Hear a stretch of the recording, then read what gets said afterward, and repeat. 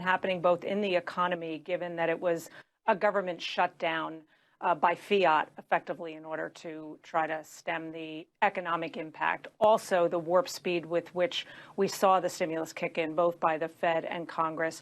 We moved into bear market territory at a record-breaking pace. I think at the lows, when the market was down about 35%, you could argue it was pricing in the type of economic carnage that we are seeing right now. I think the rally since that low, the speed with which we've retraced about 60% of that move down, reflects a couple of things. One, the stimulus, which combined represents more than a quarter of GDP.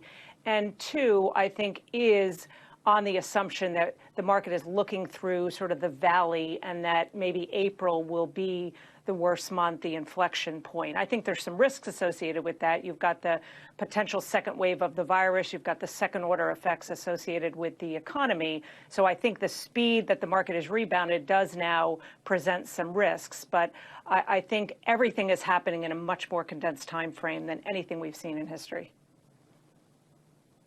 No question about that. And Neil Kashkari, we see the market pricing in that relatively rapid, sustained recovery. You just heard Larry Kudlow saying he expects a very strong second half of the year and a roaring 2021. Is that realistic?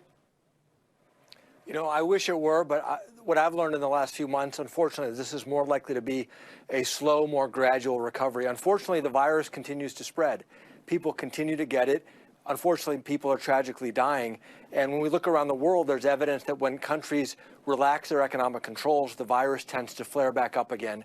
And the longer this goes on, unfortunately, the more gradual the recovery is likely to be. If we see a lot of small businesses going through bankruptcy, where you're going to have empty strip malls for a while until new businesses form, the recovery ends up taking a lot longer. So I would love to see a robust recovery, but that would require a breakthrough in vaccines, a breakthrough in widespread testing, a breakthrough in therapies to give all of us confidence that it's safe to go back. I don't know when we're going to have that confidence, and ultimately the American people are going to decide how long the shutdown is.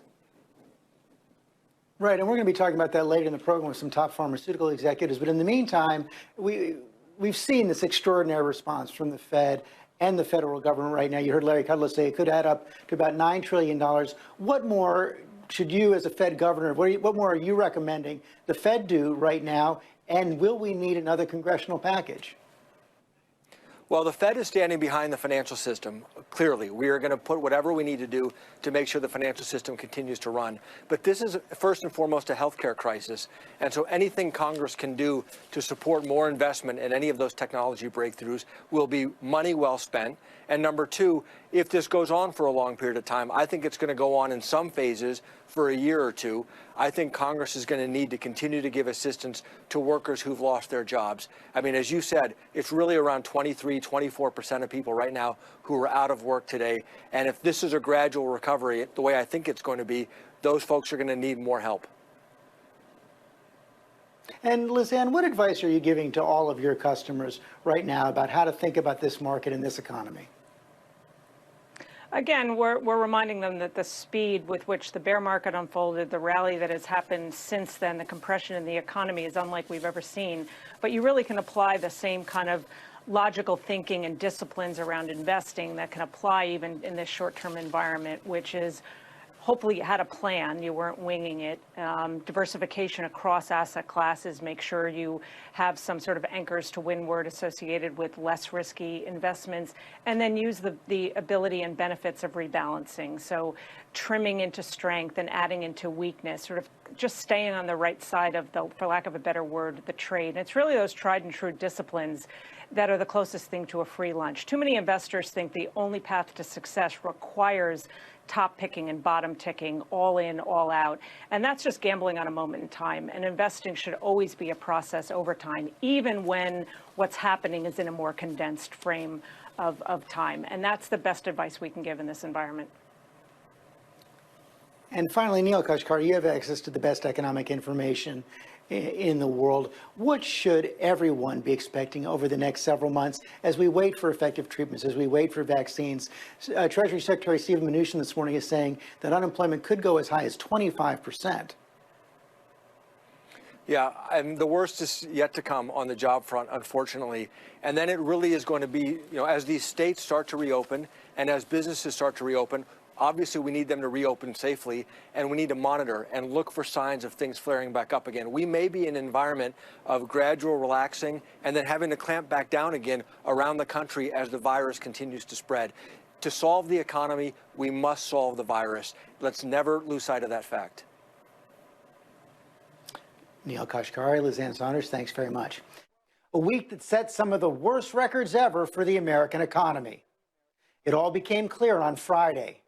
We learned that morning that 20.5 million Americans lost their jobs in April, 10 times the record set in 1945 when the country demobilized from World War II.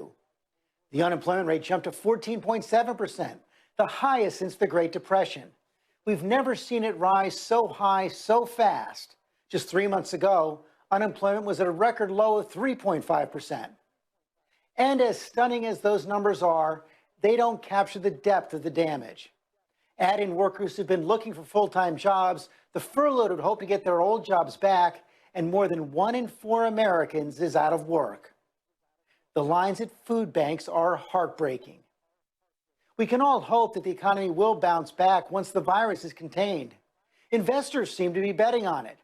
By the close of business Friday, the stock market was building on some of its best weeks in decades.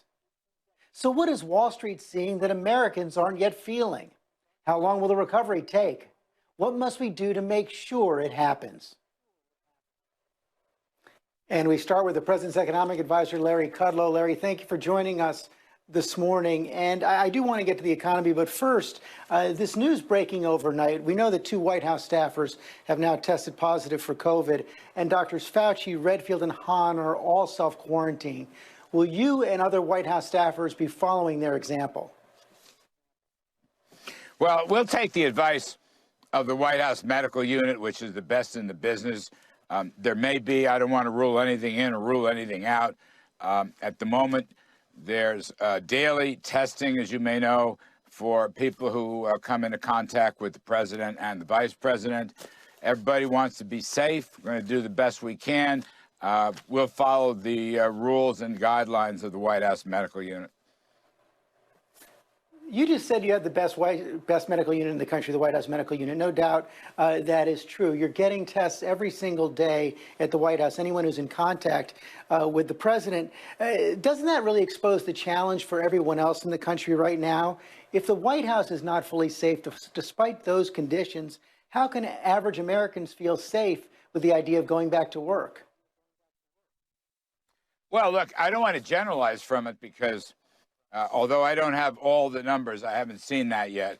In terms of the White House complex, which is an enormous place, at least 500 people, probably much more than that, George.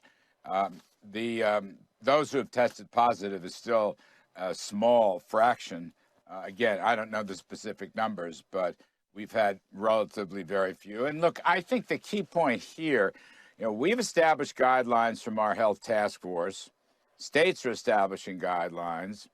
I think that businesses, large and small, are probably going to wind up leading this charge as we attempt to reopen the economy and deal with these heartbreaking jobs numbers, these hardship jobs numbers, which are awful. So my point is, why don't we rely heavily on what the businesses, the free enterprise system can produce? Companies are very innovative. They know the job that has to be done. They know on the one hand, folks have to be safe, must be safe.